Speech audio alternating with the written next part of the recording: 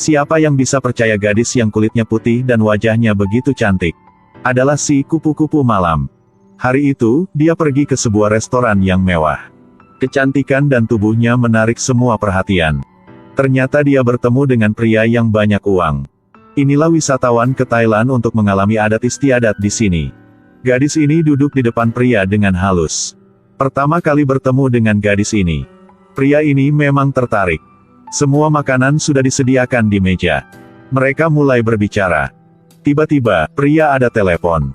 Kan Kaeo berbalik, dia ketemu orang yang mengenalnya. Orang ini menuju ke tempat duduk Kan. Lalu mulai berbicara dengan Kan. Ternyata, pria inilah tamu yang lama. Kan berpura-pura bilang dia sedang berdiskusi bisnis sama pelanggan. Pria ini bertanya apakah Kan masih bekerja di tempat bos yang lama. Kan jawab sekarang dia adalah penerjemah. Saat ini, istri pria ini datang dan bersalaman. Lalu mereka pergi. Kan duduk. Pria itu sedang duduk tidak jauh dari tempatnya. Juga menoleh ke arah Kan. Malam hari itu, Kan dan pelanggan yang baru ke hotel. Bagaimana pria ini bisa menolak segadis yang begitu cantik? Kan juga banyak pengalaman. Dan sangat sibuk. Pekerjaan Kan sudah diselesaikan. Dia menerima pesan dari Chon. Kan berbohong. Chon mau jalan-jalan bersama Kan. Kan setuju dan bilang akan mengajak temannya Kala ikut. Mereka bertiga bertemu. Saat ini, pelanggan datang. Pria ini sangat puas dengan sikap Kan jadi sudah kasih bonus. Dan bilang lain kali ke Thailand akan mencarikan lagi. Si pria asing memang jatuh cinta kepada Kan. Kan harus bekerja lembur. Kan menghitung gajinya, dia memang senang. Hari keesokan, Kan ke bandara untuk mengantar pelanggan. Dia bertemu dengan manajer di PT yang dia sedang buat KKL. Pria ini melihat mereka sedang memeluk.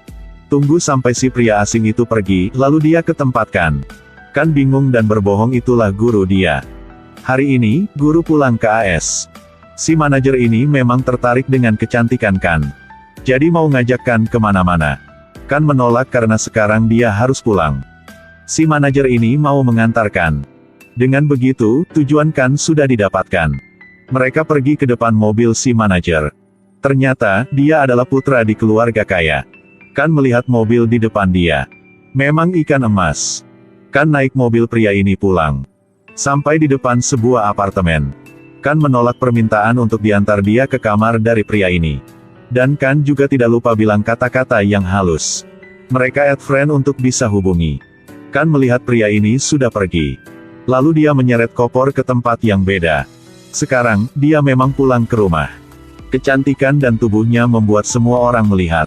Sampai toko kelontong di jalan. Hadapi dengan kemarahan dari bibinya.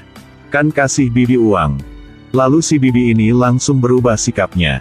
Benar si rakus uang. Di kamarnya ada banyak surat dari rentenir. Ingat kembali pertemuan dengan Chon. Kan mulai memilih pakaian dan mandi. Ketika dia sedang mandi, ada orang yang sedang melihat. Jika teman dekatmu sukai pacarmu, lalu kamu akan lakukan apa?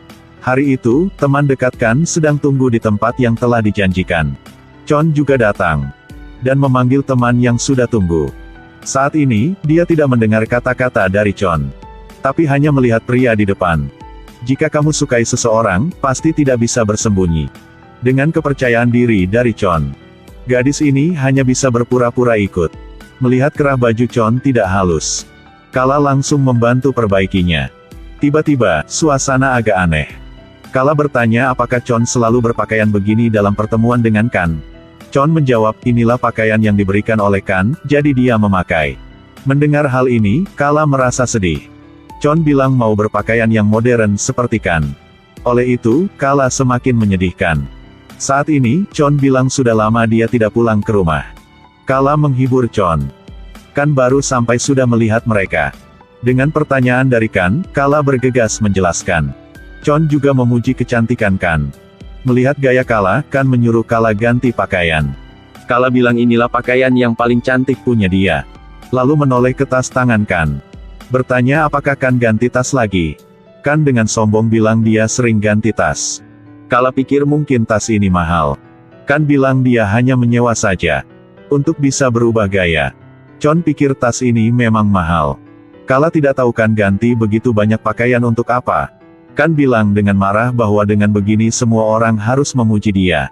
Dan tidak ada yang menghina karena dia miskin. Kala melawan, sikap lebih baik daripada kelihatan. Lalu mereka makan bersama dengan tidak senang. Di restoran, Kala mau mencuci tangan. Tapi Kala didorong jatuh oleh seanak yang nakal. Lalu Kala menabrak wanita di depan, menyebabkan semua anggur tertuangkan ke badannya. Lalu wanita ini langsung mengkritik Kala. Kan melihat suara yang keras jadi datang. Dia membantu Kala. Tapi wanita ini memang sombong. Jadi Kan tidak menghormati dia lagi. Saat ini, manajer restoran datang. Kan bersalaman dengan manajer. Si manajer ini bilang sama wanita ini bahwa Kan mengenal bos yang besar. Setelah mendengar, wanita ini bertahan kemarahan dia dan pergi. Setelah kembali ke meja makan, Chon penasaran karena perilaku Kan.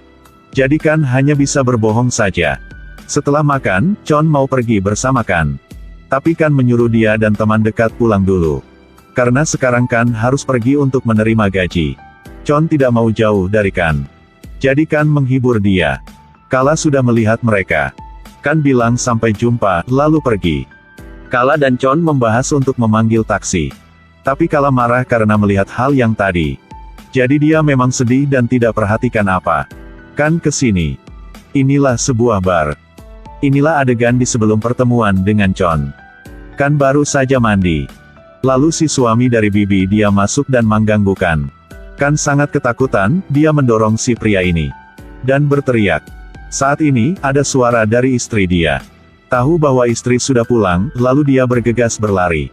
Kan dengan cepat mengunci pintu. Kan memang panik. Saat ini, melihat sebuah gambar dari apartemen di majalah. Kan bertekad akan membeli apartemen ini. Harus meninggalkan rumah yang seram ini. Kan disewa untuk menjadi model mobil. Kehadiran Kan membuat gadis yang lain ketakutan. Saat ini, Kan ke sebuah mobil yang mewah. Tidak peduli mata orang lain. Mulai berfoto dengan mobil. Keinginan menjadi orang kaya memang keras. Saat ini, manajer pergi ke depan Kan. Bilang jadwal kerja berada di sana. Manajer mengingatkan MC dan model beberapa hal. Rapat berakhir, semua pergi. Kan berbalik dan melihat bunga di meja, dia memegang. Lalu berfoto lagi. Dan mengupload di Instagram, dan menunggu berinteraksi dari semua orang. Betul kehidupan palsu. Di sini, pameran mobil resmi dimulai. Manajer mencari Kan. Dan menyuruh Kan nanti naik panggung untuk memberikan bunga. Saat ini, tiba-tiba seorang putra yang ganteng hadir. Sedang bergegas memperbaiki kancing baju. Kan ketemu ikan berlian ini.